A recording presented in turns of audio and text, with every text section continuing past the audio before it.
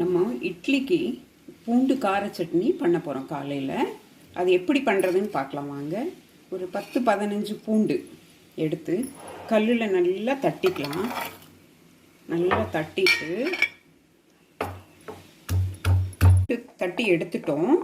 எடுத்துட்டு அதில் ஒரு 1.5 ஸ்பூன் மிளகாத்தூள் போட்டுக்கோங்க.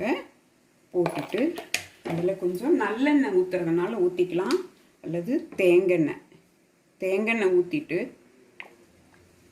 கொஞ்சம் உப்பு போட்டுக்கோங்க.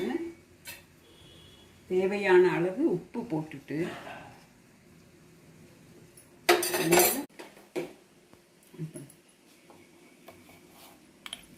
1.5 ஸ்பூன் மிளகாத்தூள், கொஞ்சம் தேங்காய் இல்லை நல்லெண்ணெய் கூட ஊற்றிக்கலாம். ஊற்றிட்டு நல்லா கலக்கி விட்டுக்கோங்க. உப்பு போட்டு கலக்கி விட்டுக்கோங்க. நம்ம அவசரமாக நமக்கு ஒரு சட்னி வேணும்னா இப்படி பண்ணிக்கலாம். கொஞ்சம் காரமாக இருக்கும், இட்லிக்கு நல்லாயிருக்கும். அது பார்த்துக்கோங்க.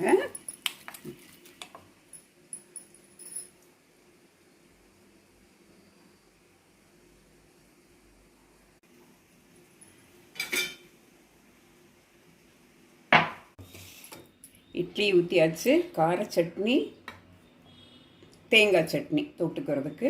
அது பாருங்கள் எவ்வளோ கலர்ஃபுல்லாக இருக்குது பாருங்கள், பூண்டு கார சட்னி. அது சாப்பிட்டு பாருங்கள், ரொம்ப நல்லாயிருக்கும்.